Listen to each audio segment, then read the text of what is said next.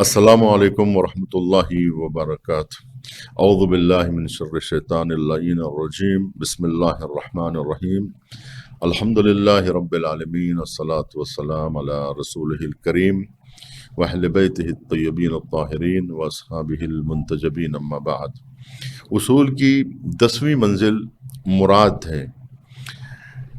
جو ابواب چل رہے تھے اس میں اصول کی جو بحث چل رہی تھی اس میں 9ویں منزل پر غنا رکھا گیا تھا اور آج 10ویں منزل پر مراد رکھا گیا ہے۔ خداوند عالم ارشاد فرماتا ہے کہ بسم اللہ الرحمن الرحیم، وما كنت ترجو ان يلقى اليك الكتاب الا رحمة من ربك۔ اے رسول، آپ کسی کتاب کے نازل ہونے کی امید نہ رکھیں مگر اپنے پروردگار کی رحمت کی۔ دوسرے لفظوں میں یوں کہا جائے کہ خدا اپنے رسول سے فرمانا چاہتا ہے کہ یہ پروردگار کی رحمت ہے کہ آپ پر کتاب نازل ہوئی ہے، یعنی خدا نے آپ کا ارادہ کیا اور آپ مراد خدا قرار پائیں، مراد پروردگار قرار پائیں۔ اللہ نے آپ کے تعلق سے ارادہ فرمایا۔ مراد کے بھی 3 درجے قرار دیے گئے ہیں۔ یہ کہ خداوند عالم اپنے بندے کو گناہ سے باز رکھتا ہے، اس کا ارادہ ہے کہ وہ اپنے بندے کو گناہوں سے باز رکھے۔ دوسرے یہ کہ خداوند عالم اپنے بندوں کی کمیوں کو برطرف کرتا ہے، اس کی کوتاہیوں کو برطرف کرتا ہے، اس کے نقائص کو برطرف کرتا ہے۔ تیسرے یہ کہ خداوند عالم اپنے بندے کو منتخب فرماتا ہے، اس کا انتخاب فرماتا ہے۔ مراد کا پہلا درجہ یہ کہ جب سالک اس درجہ مراد پر پہنچتا ہے تو خداوند عالم اس کو، اس کے گناہوں کو اور انواع شہوت سے اسے باز رکھتا ہے، مختلف گناہوں سے اور شہوت کے مختلف ہتھ کنڈوں سے اسے محفوظ رکھتا ہے۔ البتہ شہوت مختلف ہوتی ہے، شہوت جنسی ہے، شہوت مالی ہے، شہوت منصبی ہے، کبھی یعنی ایک قسم کی بھوک ہے، شہوت ایک قسم کی بھوک ہے جو جنسی بھوک ہوتی ہے، کبھی غذا کی بھوک لگتی ہے، کھانے پینے کی بھوک ہوتی ہے، اور کبھی اقتدار کی بھوک ہوتی ہے، منصب کی بھوک ہوتی ہے، جسے شہوت کہتے ہیں۔ شہوت یعنی بھوک، ایک قسم کی بھوک کہ انسان جب لباس بشری میں آتا ہے اور اس کا نفس جب ان مناظر سے آشنا ہوتا ہے، جب دنیا کو دیکھتا ہے تو اس کو پانے کی لالچ اس کے اندر پیدا ہوتی ہے۔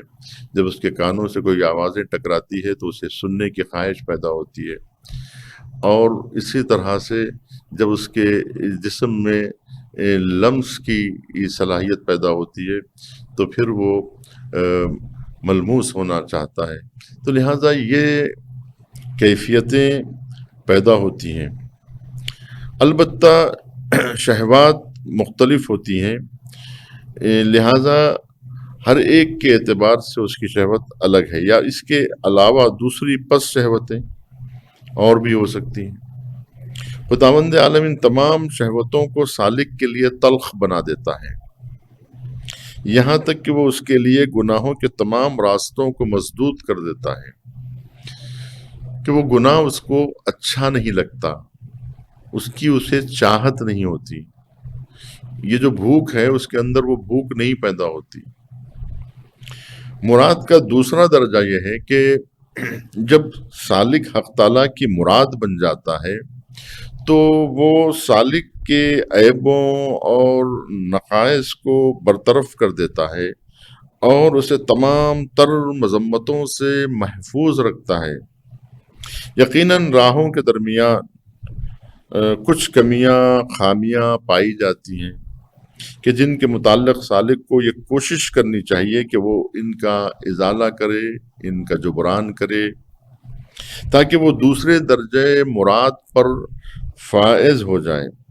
اس مرحلے میں خداوند متعال اسباب گناہ کو ختم کر دیتا ہے، جس کا نتیجہ یہ ہوتا ہے کہ وہ گناہوں نیز لوگوں کی نفرتوں سے محفوظ ہو جاتا ہے، اور ان تمام نفرتوں سے محفوظ رہتا ہے، اپنے کو پاک و صاف رکھتا ہے۔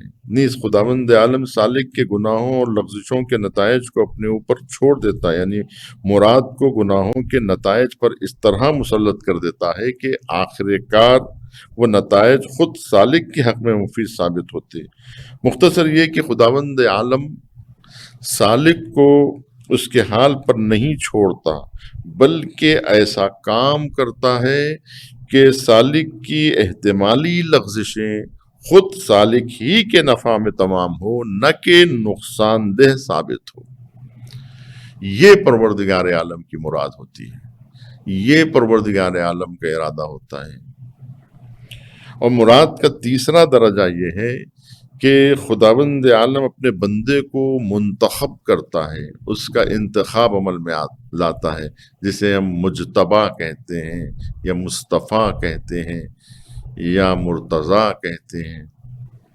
اور جب وہ کسی بندے کو منتخب کر لیتا ہے تو اپنے فضل و کرم سے اسے اپنے لیے وقف اور خالص بنا لیتا ہے، اپنا کر لیتا ہے، اپنا بنا لیتا ہے، جس کا نتیجہ یہ ہوتا ہے کہ بندہ شرک سے محفوظ رہتا ہے اور از روح استحقاق نہیں بلکہ از روح فضل و عرفان کے اعلیٰ مراتب پر فائز ہو جاتا ہے۔ مراد کے مذکورہ تینوں درجے دراصل خداوند عالم کی جانب سے ہدایت تکوینی ثانوی ہیں، یعنی یہ اللہ سبحانہ وتعالیٰ کی عطا بخشش ہے۔ یعنی ہدایت دو طرح کی ہوتی ہے، ایک ہدایت تکوینی کے جو ہمارے ارادے و اختیار میں نہیں ہے بلکہ براہ راست ارادہ خدا، ارادہ حق سے نشأت پاتی ہے۔ دوسری ہدایت تشریعی ہے کہ جس کا تعلق شریعت سے ہے، شریعت کے احکام سے ہے، اور جس میں خداوند عالم راہ حق کو باطل کو مشخص کر کے مختلف احکام انسانوں پر عائد کرتا ہے۔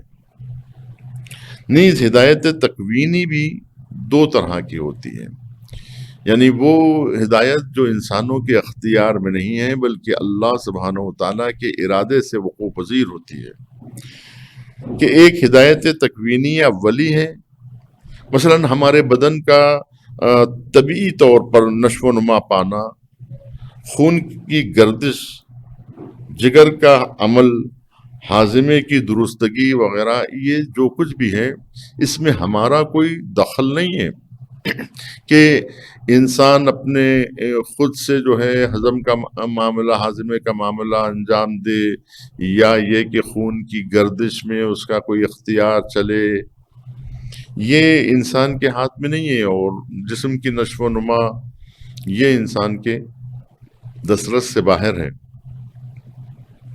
دوسری یہ کہ ہدایت ثانوی، مثلا ان کے خدا اپنے فضل کا ارادہ فرماتا ہے، اور من حیث لا یحتسب، کہ جہاں انسان گمان نہیں کرتا وہاں سے اس کی عطا ہوتی ہے، کہ پیش نظر ایسے افراد کے اختیار میں دے دیتا ہے جنہوں نے اپنے اختیار سے ہدایت تشریعی کو قبول کیا ہے اور اس پر عمل پیرا ہے۔ لہذا خداوند عالم ایسے بندے کے لیے اسباب گناہ کو ختم کر دیتا ہے اور مذکورہ موارد سے محفوظ رکھ کر اسے اپنے لیے وقف کر لیتا ہے۔ یہ تھا مراد کا مفہوم۔ والسلام علیکم ورحمۃ اللہ وبرکاتہ، وآخر دعوانا ان الحمد للہ رب العالمین۔